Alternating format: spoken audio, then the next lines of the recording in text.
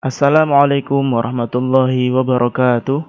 Selamat datang di pembelajaran Akidah Akhlak kelas 10 bab menghindari akhlak tercela. Pada hari ini kita akan belajar mengenai salah satu kompetensi dasar, yakni kompetensi dasar 3.10, menganalisis sebab-sebab, contoh dan cara menghindari perilaku licik, tamak, zalim, dan diskriminasi. Adapun tujuan pembelajarannya adalah yang pertama, peserta didik diharapkan dapat menguraikan pengertian perilaku licik, tamak, zalim, dan diskriminasi. Kedua, peserta didik diharapkan dapat menguraikan sebab-sebab perilaku licik, tamak, zalim, dan diskriminasi. Yang ketiga, peserta didik dapat menguraikan contoh perilaku licik, tamak, zalim, dan diskriminasi. Dan yang keempat, peserta didik dapat menganalisis cara menghindari perilaku licik, tamak, zalim, dan diskriminasi. Anak-anakku sekalian, pada era globalisasi yang penuh persaingan ini, segala cara akan dilakukan untuk meraih kesuksesan. Pelajar pun yang menempati posisi sebagai generasi penerus, tak sedikit yang melakukan sebuah kecurangan, kelicikan, hanya karena berburu nilai bagus, sampai dia melakukan mencontek jawaban dari temannya. Sebuah fenomena yang terkadang masih ada di beberapa lembaga pendidikan di Indonesia. Lantas, apa sebab-sebab seseorang melakukan perilaku licik tersebut? Dan bagaimana kiat agar tumbuh rasa percaya diri terhadap para pelajar sehingga terhindar dari sifat-sifat suka mencontek yang notabene termasuk perbuatan licik tersebut? Untuk dapat menjawab pertanyaan-pertanyaan tersebut, marilah kita amati dan perhatikan penjelasan berikut. Baiklah, adapun akhlak tercela yang harus kita jauhi yang pertama adalah perilaku licik. Apa itu licik? Licik berarti banyak akal yang buruk, pandai menipu, culas, curang, dan licin. Sikap licik merupakan sikap yang didominasi oleh hawa nafsu untuk menguasai atau mencapai suatu maksud dan tujuan tertentu, tetapi tidak disertai dengan kesadaran diri akan kemampuan dan ilmu yang memadai. Ia akan menggunakan segala cara yang bisa dipakai, meskipun salah dan sangat merugikan, untuk mengantarkannya pada suatu maksud atau tujuan yang dianggapnya menyenangkan baginya. Sebagaimana ciri-ciri orang licik, yaitu selalu menipu dan berbohong, serta bersilat lidah, maka orang yang licik tergolong pada orang-orang yang berbuat munafik, sebagaimana ciri-ciri yang dimiliki. Rasulullah Shallallahu Alaihi Wasallam bersabda, "An Abi Hurairah radhiyallahu anhu, anin Nabi Shallallahu Alaihi Wasallam, qala, ayatul munafiqi thalathun, idza haddatha kadzaba, wa idza wa'ada akhlafa, wa idza tumina khana." Rawahul Bukhari. Yang artinya dari Abu Hurairah radhiyallahu an, dari Nabi Shallallahu Alaihi Wasallam bersabda, tanda-tanda orang munafik itu ada 3, yaitu apabila ia berkata, ia berdusta, apabila ia berjanji, mengingkari, dan apabila dipercaya, ia berkhianat. Hadis riwayat Imam Bukhari. Kemudian ada beberapa sebab seseorang berperilaku licik. Di antaranya adalah yang pertama karena lemahnya iman, yang kedua sedikitnya rasa takut kepada Allah, ketiga, kurangnya kesadaran bahwa Allah senantiasa mengawasi dan menyaksikan setiap perbuatan sekecil apapun. Dan yang keempat, terlalu mencintai dunia sehingga menghalalkan segala cara demi terpenuhinya kebutuhan hidup di dunia. Orang yang licik biasanya hidupnya malas. Mereka ingin memperoleh keuntungan, tetapi tidak mau mengeluarkan tenaga dan usaha yang mereka tempuh hanya dengan menipu dan memperdaya orang lain. Tidak adanya kesungguhan seperti seorang murid yang malas belajar saat datang masa ujian. ia pun berusaha berbuat curang agar bisa lulus ujian.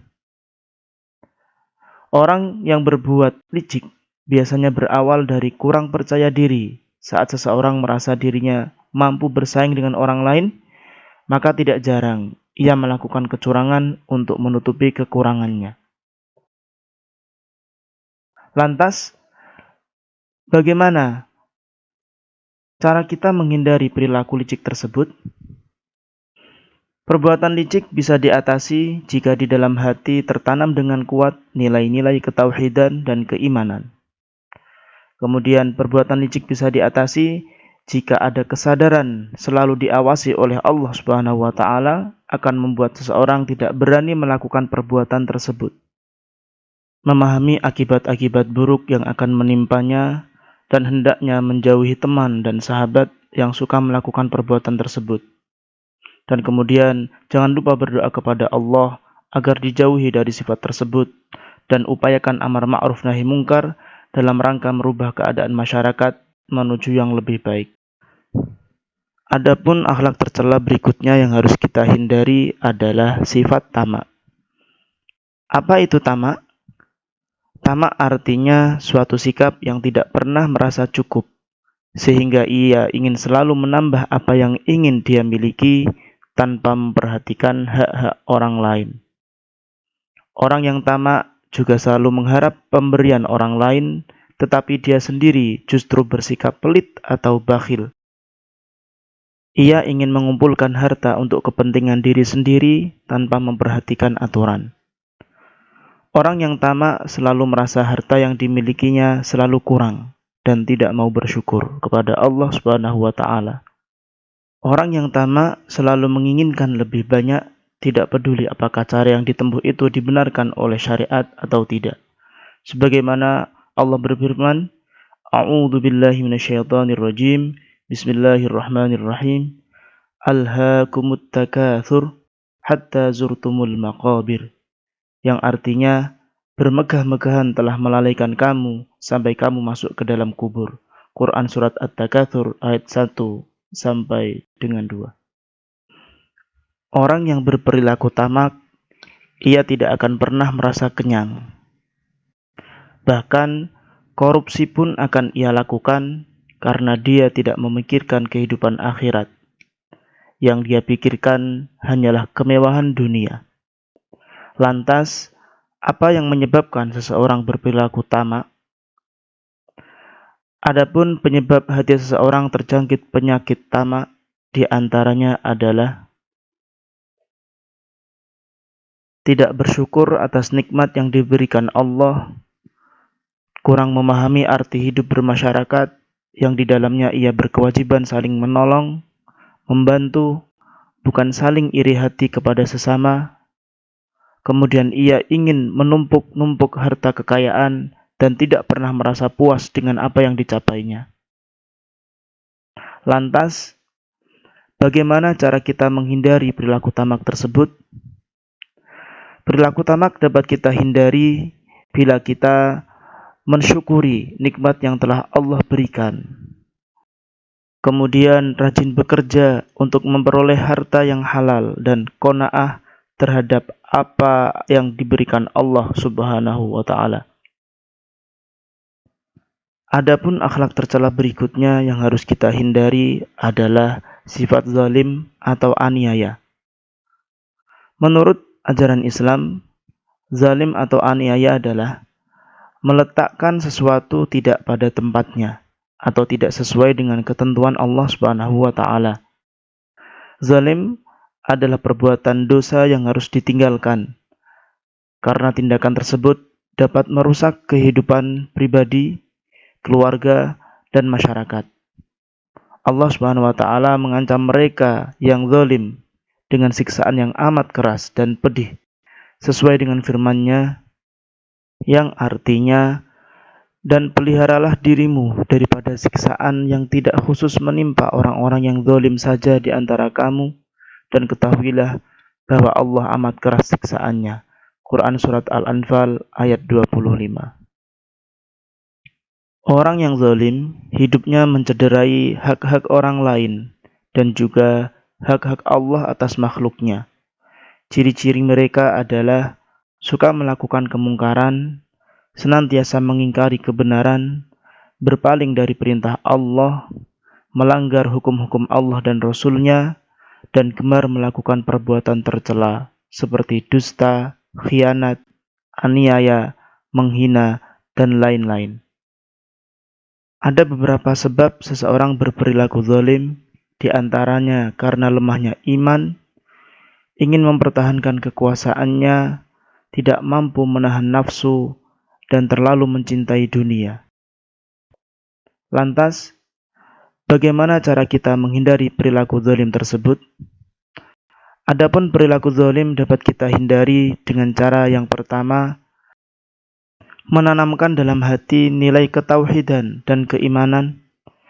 Kedua, sadar bahwa setiap manusia selalu diawasi oleh Allah. Dan ketiga, berdoa kepada Allah agar dijauhkan dari sifat tercela tersebut. Adapun akhlak tercela berikutnya yang harus kita hindari adalah diskriminasi. Apa itu diskriminasi? Diskriminasi adalah segala perlakuan pembedaan yang didasarkan atas warna kulit, jenis kelamin, golongan, status sosial, dan berbagai perbedaan lainnya. Masih banyak tindakan diskriminasi yang kita saksikan dalam keseharian. Perlakuan berbeda mendatangkan rasa tidak nyaman, bahkan sakit hati bagi orang yang menerimanya. Setiap manusia menginginkan kesempurnaan, akan tetapi tidak semua keinginan manusia terwujud. Islam melarang umatnya berlaku diskriminasi terhadap orang lain hanya karena perbedaan bangsa dan suku, karena hal ini bertentangan dengan fitrah manusia sendiri. Allah Subhanahu wa Ta'ala berfirman, yang artinya, "Hai orang-orang yang beriman, janganlah sekumpulan orang laki-laki merendahkan kumpulan yang lain. Boleh jadi yang ditertawakan itu lebih baik dari mereka. Dan jangan pula sekumpulan perempuan merendahkan kumpulan lainnya. Boleh jadi yang direndahkan itu lebih baik." Quran Surat Al-Hujurat ayat 11. Ada banyak sekali bentuk diskriminasi yang dilakukan di dalam kehidupan bermasyarakat dan bernegara. Hal ini terjadi karena manusia umumnya memiliki kecenderungan untuk membeda-bedakan atau mengelompokkan diri. Perlakuan diskriminasi bisa terjadi di mana saja dan kapan saja. Hal itu disebabkan karena adanya perbedaan karakteristik suku dan ras, adanya perbedaan kelas sosial, adanya perbedaan jenis kelamin, adanya perbedaan agama atau kepercayaan, dan adanya perbedaan pandangan politik. Lantas, bagaimana cara kita menghindari perilaku diskriminasi tersebut? Perilaku diskriminasi dapat kita hindari dengan cara meningkatkan ketakwaan kepada Allah Subhanahu wa Ta'ala, kemudian bersikap tasamuh atau saling menghormati terhadap orang lain yang berbeda, baik keyakinan ataupun yang lain.